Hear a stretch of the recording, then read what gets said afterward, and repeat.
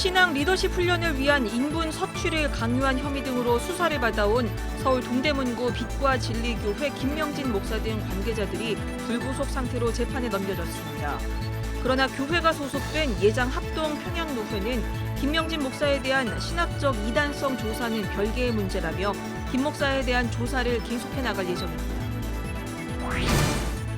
CBS는 천안 한국기독교기념관의 문제점을 연속 보도하고 있습니다. 취재 결과 한국기독교기념관 이사장은 기념관 안에 납골당을 만들 예정이라며 납골당 회원권을 사전에 분양하려 했고 회원권 분양을 위해서 대출까지 종용한 것으로 드러났습니다. 소외된 이웃들에게 무료로 밥을 나누는 밥허 목사로 잘 알려진 다일 공동체 최일도 목사가 자신을 둘러싼 사람들과 지금까지의 사역을 소개하는 책 러브스토리를 펴냈습니다. 목회에 필요한 다양한 통계 자료를 살펴보는 목회인 데이터. 오늘은 청년들의 스트레스와 기분 장애 실태를 알아봅니다. 여러분 안녕하십니까? CBS 뉴스입니다. 신앙 리더십 훈련을 위한 인분 섭취를 강요한 혐의 등으로 수사를 받아온 서울 동대문구 빛과 진리교회 교회 관계자들이 불구속 상태로 재판에 넘겨졌습니다. 그러나 김 목사가 소속된 예장합동 평양노회는 인분 논란을 빚은 빛과 진리교회 김명진 목사에 대한 신학적 이단성 조사는 별개의 문제라며 김 목사에 대한 조사를 계속해 나갈 예정입니다. 송주열 기자의 보도입니다. 리더십 훈련을 명목으로 교인들에게 인분 섭취를 강요한 서울 동대문구 빛과 진리교회 김명진 목사를 비롯한 관련자들이 불구속 상태로 재판에 넘겨졌습니다. 서울 북부지검 형사 3부는 빛과 진리교회 김명진 목사를 비롯해 훈련 조교 2명을 불구속 기소했습니다. 검찰은 김명진 목사가 지난 2017년 5월부터 2018년 10월까지 리더십 훈련의 총괄자로 훈련의 위험성과 실태를 알면서도 훈련 조교들이 교인들을 상대로 가혹행위를 저지른 것을 방치한 강요, 방조죄 혐의를 적용했습니다.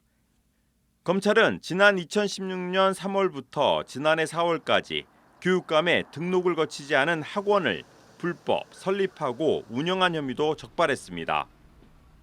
검찰은 지난해 4월 빛과 진리교회 피해자들로부터 인분 먹이기, 40km 걷기, 불가마 버티기, 매맞기 등의 가혹행위에 대한 고소장을 접수한 이후 이 사건을 동대문경찰서에 사건을 배당했고 경찰은 올 2월 김명진 목사와 신앙훈련을 담당한 2명을 강요, 업무상 과실치사상 혐의로 검찰에 불구속 송치한 바 있습니다.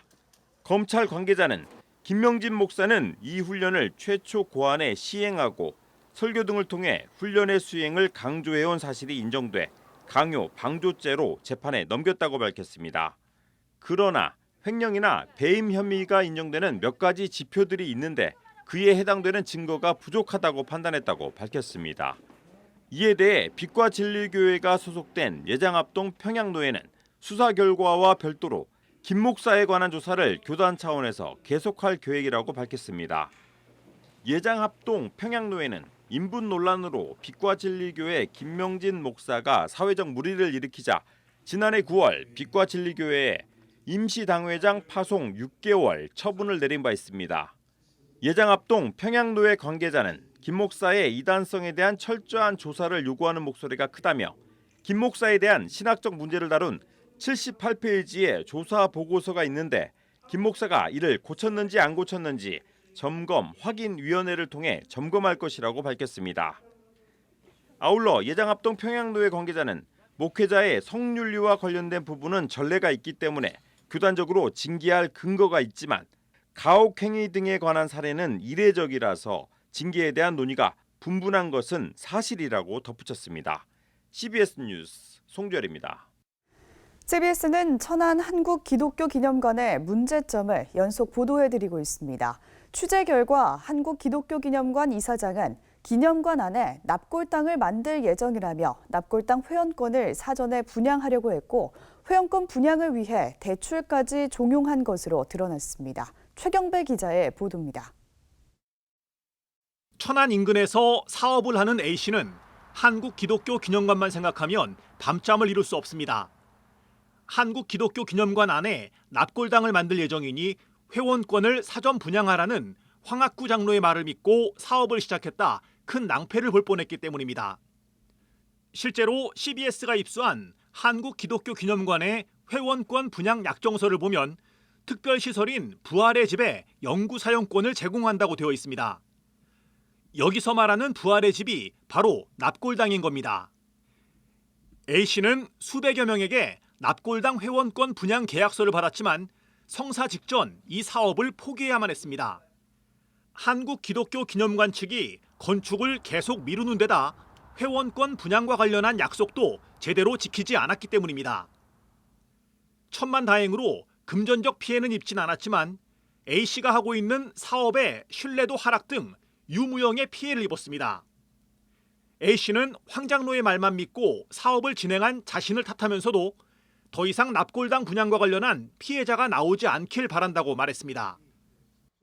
지금 또 수많은 사람들이 또 이렇게 피해를 본다라면 이거는 진짜 막아야 되는 게 아닌가라는 생각이 들어요. 저는 지금 그런 바람이에요. 진짜 더 이상 이렇게 수많은 사람들이 피해를 봐서는 안 될 것 같고요. A씨가 한국기독교기념관 이사장 황학구 장로를 만난 건 지난해. 이 자리에서 황 장로는 납골당 회원권 분양을 위해 A씨 등에게 대출을 권유했습니다.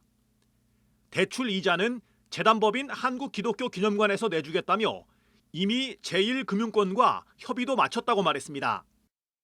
그 10개 지정해 저희가 일단은 무이자 신용대출이죠. 무이자는 안 돼. 이자 같이 어때요? 무이자 안 되죠. 이자를 저희가 내가 황 장로는 신용 등급이 낮은 사람도 대출이 가능하도록 모 은행과 협의했다며 신용대출을 종용하기도 했습니다. 황학구 장로와 한국기독교기념관의 납골당 회원권 사전 분양은 주의가 필요합니다. 부지 확보도 제대로 하지 않고 납골당부터 사전 분양을 했기 때문입니다. 특히 한국기독교기념관은 최소 6만여 기에 달하는 납골당을 만들 계획이어서 성사 여부는 미지수입니다. 이에 대해 한국기독교기념관 황학구 이사장은 기독교기념관은 납골당 사업이 아니라 기독교 테마파크 사업이라고 주장하고 있습니다. CBS 뉴스 최경배입니다. 소외된 이웃들에게 무료로 밥을 나누는 밥퍼 목사로 잘 알려진 다일 공동체 최일도 목사가 자신을 둘러싼 사람들과 지금까지의 사역을 소개하는 책 러브스토리를 펴냈습니다. 33년 사역에서 그가 겪은 사랑의 이야기는 어떤 것들일까요? 천수연 기자가 들어봤습니다. 1988년 청량리 굴다리 밑에서 만난 노숙인에게 라면 한 그릇을 대접하며 시작된 다일 공동체 밥퍼 나눔 운동본부. 독거노인 등 가난한 이웃에게 무료로 밥 한 끼를 나눠온 다일 공동체 최일도 목사가 밥퍼 사역 33주년을 맞아 그간의 삶과 사역을 담은 책 러브스토리를 펴냈습니다. 따뜻한 밥을 나눠온 다일 밥퍼와 아픈 몸을 무료로 치료해주는 다일 천사병원. 더 나아가 전 세계 11개 나라 21개 지부에서 펼쳐지는 나눔과 섬김의 사랑 이야기가 책 전반을 덮고 있습니다. 33년의 사역에서 고비는 없었을까? 정말 거듭났고 다시 이 청량리가 사명 실현지고 이런 사역을 하는 것이 제 사명이라고 깨닫게 된 건 더 이상은 이제 청량리는 내가 있을 곳이 아니다라고 생각하고 여길 떠나려고 했던 바로 그때입니다. 최일도 목사는 특히 다일 공동체의 삶과 사역을 그 속에서 함께했던 사람들과의 이야기로 풀어냈습니다. 그의 기억에서 가장 잊지 못할 사람은 청량리 철도변 무허가 철거주택에서 만난 고 이차술 씨입니다. 매일 밥퍼에서 끼니를 때우던 봉사받던 삶에서 봉사자가 돼 누구보다 부지런했던 이차술 할아버지. 최일도 목사는 청량리의 무이탕 노숙인도 청와대의 대통령 못지않게 존귀하고 소중한 존재라고 강조했습니다. 우리 사회 나눔의 상징이 된 다일 밥퍼. 최 목사는 한국교회를 향한 쓴소리도 남겼습니다. 국내외에서 수많은 봉사활동을 하는데도 여전히 사회에 지탄을 받는 것에 대해 최일도 목사는 개종 강요를 꼬집었습니다. 그러면서 한국교회의 선교 전략, 나눔과 섬김의 동기와 방법이 이제는 달라져야 한다고 말했습니다. 고통 속에 울고 있는 사람, 지금 연약한 사람, 이 사회적인 약자요 소수자로 불리우고 있는 분들을 예수님처럼 우리가 만나면 되죠. 예수님처럼 대하듯 하고. 최일도 목사는 지나온 세월을 돌아보니 기쁨과 감격뿐 아니라 처절한 눈물과 상처, 한숨과 탄식이 있었다면서도 그 모든 일이 합력해 선을 이루었다고 고백했습니다. 그가 말하고 싶었던 러브스토리는 자신의 삶을 이루어온 하나님의 사랑의 이야기였습니다. CBS 뉴스 천수연입니다.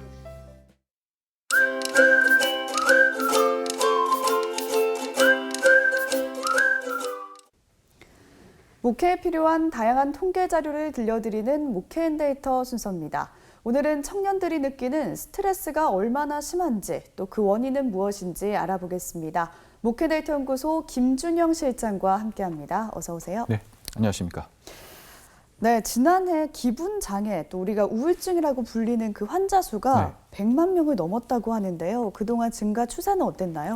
네, 이 우울증, 그러니까 기분 장애를 통해서 우울증으로 환자들인데요. 2016년에서 2020년 5년간 약 한 31%, 그러니까 2020년에 100만 명을 넘겼어요. 그러니까 예.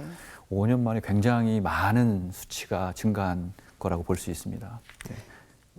2020년 한 해에 100만 명은 여태까지 한 번도 저희가 경험해 보지 못했던 수치입니다. 네, 이렇게 굉장히 많이 우울증 환자 수가 늘었는데요. 연령대별로 살펴봤을 때 우울증이 가장 많은 나이대는 언젠가요? 네, 우울증 환자 통계를 살펴보니까 20대가 눈에 들어오는 거예요. 그래서 20대 전체 연령별로 보면 20대가 17%로 전 연령대에서 가장 많았습니다. 그리고 2019년에서 2020년 한 해 동안 20대만 21%가 증가를 했어요. 그러니까 20대와 30대 청년 세대들이 우울증에 대해서 굉장히 많은 부담을 느끼고 있다고 볼 수 있습니다.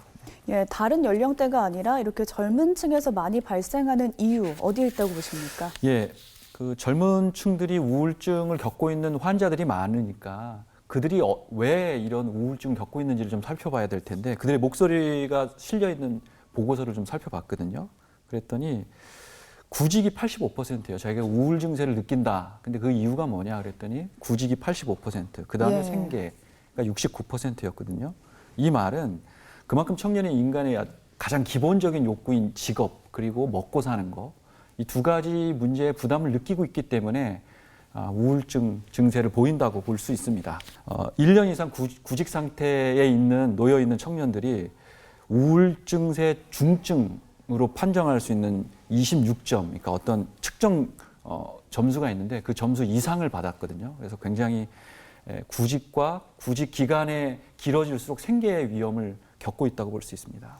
네, 이렇게 청년들이 심리적으로 압박감을 많이 느끼고 있는 걸로 판단이 되는데요. 네. 이럴 경우에는 더 안 좋은 상황으로 이어지지 않을까 싶습니다. 네, 이 우울증은 감정적인 어떤 상태만을 이야기하는 것이 아니에요. 전문가들은 대부분 우울증은 여러 원인이 있지만 질병이라고 이야기를 하거든요. 그래서 이 우울증에 빠지게 되면 삶의 흥미와 의욕을 잃어버리죠. 그리고 나서 뭐 수면 장애를 겪기도 하고 음주를 굉장히 많이 하기도 하고 이렇게 되는데 결국에는 자살로 가게 되는 경우가 많아요. 예. 그래서 2020년 3월부터 21년 3월, 즉 1년 동안 나는 좀 죽고 싶다, 혹은 어떻게든 자해해서 나는 죽어보고 싶다, 이렇게 생각했던 비율이 약 2.3배가 증가했거든요. 그러니까 2020년 3월에는 자살 생각이 있었던 비율이 10%라면 2021년 올해죠. 3월에는 23%로 굉장히 많이 증가했어요. 특별히 이게 20대 청년층이 이렇거든요. 그래서 이 자살 생각이 있는 청년들이 많이 늘었다고 볼 수 있습니다. 예, 이제는 그 수준이 개인적으로 해결하지 못할 정도에 이르지 않았나라는 생각이 드는데요. 교회가 좀 더 청년 측의 이런 우울증 문제에 대해서 관심을 기울여야겠습니다. 네. 지금까지 청년들의 정신 건강 상태와 정신 건강을 저해하는 원인들에 대해 살펴봤습니다. 목회데이터 연구소 김준영 실장 함께했습니다. 고맙습니다. 감사합니다.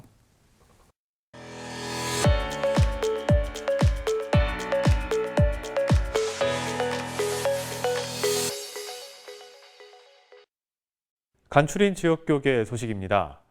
대구 기독교 원로원이 원로원 설립을 위해 전 재산을 교회에 헌납했던 고 이상근 목사를 위한 기념비를 세웠습니다.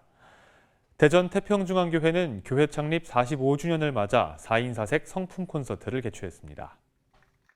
지난 26년간 수많은 은퇴 목회자들의 삶의 터전이 돼준 대구 기독교 원로원. 이 기독교 원로원의 설립을 위해 전 재산을 교회에 헌납한 고 이상근 목사의 뜻을 기리는 기념비가 세워졌습니다. 당시 목회자로서 신학자로서 정말 우리에게 많은 영향을 미쳤고 또 그의 실천적인 삶을 이 현장에서 보면 이상근 목사님의 자취를 우리가 느낄 수 있습니다. 우리가 이런 귀한 정신을 깊이 새기면서 앞으로의 기독교가 어떻게 해 나가야 할지 우리에는 귀감이 될 수 있습니다. 고 이상근 목사는 대구제일교회를 34년간 심우했으며 영남신학교 교장을 역임한 한국의 대표적인 신학자로 대구 기독교 원로원을 설립하기 위해 모든 재산을 대구제일교회에 헌납했습니다. 대전 태평중앙교회가 교회 창립 45주년을 기념해 4인 4색 성품 콘서트를 열었습니다. 우리 성도들이 믿음의 선배들과 또 믿음의 리더들 가운데 하나님 행하시는 그 성품의 놀라운 역사를 듣고 또 배우고 또 그 찬양을 통해서 함께 결단하는 그런 시간을 갖고자 하는 것입니다. 4인 4색 성품 콘서트는 오는 25일까지 매주 금요일에 열리며 찬양 사역자 소진영, 배우 장광 장로 등 다양한 강사들을 초청해 성경적 삶의 양식을 전할 예정입니다. 제주 CBS는 창립 20주년 기념 새롭게 하소서 공개방송을 진행했습니다. 이번 공개방송은 찬양사역자 박요한 목사와 연희엘, 새롭게 하소서 MC인 주영훈 씨와 시드니 어노인팅 교회 윤치영 목사의 간증과 설교로 진행됐습니다. 이상으로 뉴스를 마칩니다. 함께해 주신 여러분 고맙습니다.